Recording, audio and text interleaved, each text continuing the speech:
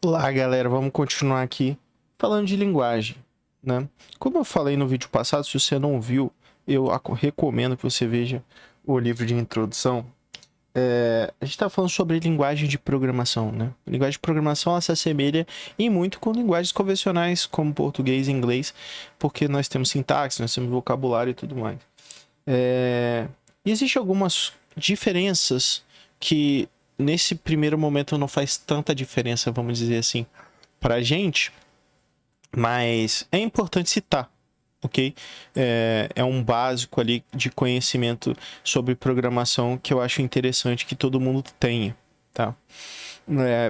Primeira diferença básica que nós temos sobre linguagens de programação é que as linguagens elas podem ser compiladas ou interpretadas. E aí qual é a diferença entre um e o outro, ok?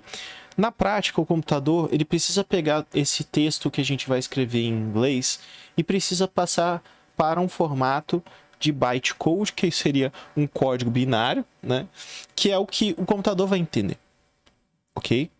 Quando a gente tem uma linguagem compilada, o código é feito e aí esse processo de compilação, esse processo de gerar esse bytecode, ele é feito num processo que a gente dá o nome de build, né? Esse build vai resultar num arquivo binário, um arquivo executável, que são os famosos .exe da vida, e dependendo do sistema operacional, tem outros formatos e tudo mais. E o computador ele já lê diretamente aquele source, né, naquele arquivo, e ele consegue gerar a aplicação como um todo. No caso de linguagens interpretadas, a gente vai precisar de um outro software intermediando a conversa com esse código-fonte, né, com esse código, e gerando em tempo de execução esses bytecodes para serem enviados para o sistema operacional conseguir processar essa informação.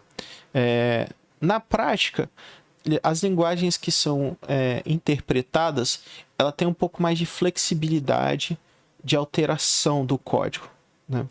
Mas você expõe o código diretamente ao interpretador para conseguir gerar o resultado do bytecode. E, obviamente, que o processo de interpretação ele é mais lento do que o processo de compilação. Porque, perceba, compilação, você já tem o código preparado. Na interpretação, o código vai ser preparado em tempo de execução, em tempo real, né? Cada uma das duas tem suas vantagens. Eu já trabalhei com linguagens dos dois lados, né?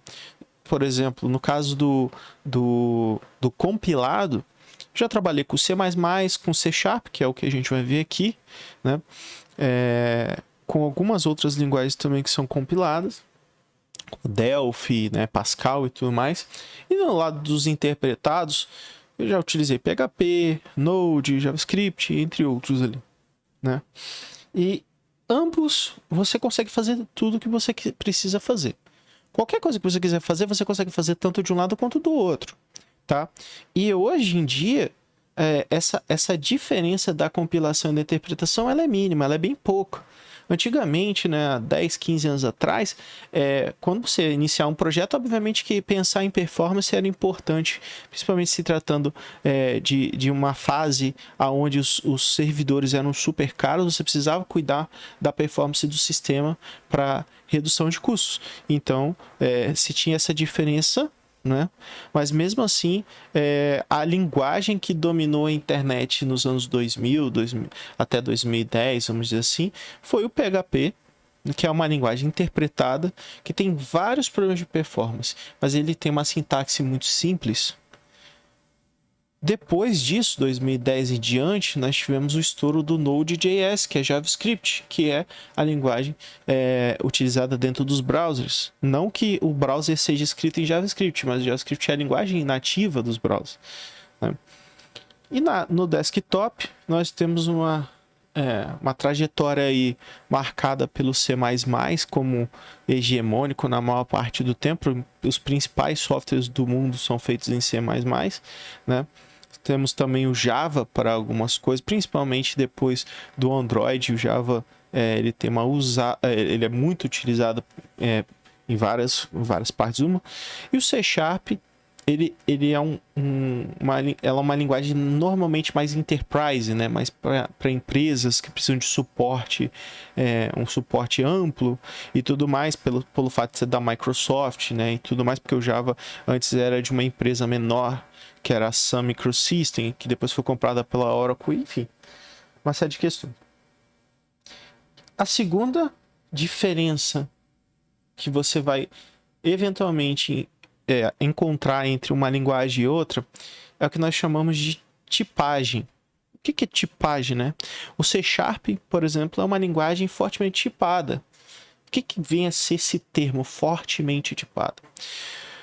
Pelo fato da gente precisar compilar o C Sharp, não existe brecha dentro desse processo para eventuais erros de entendimento dos tipos de variáveis que estão sendo tramitadas dentro do código, ok?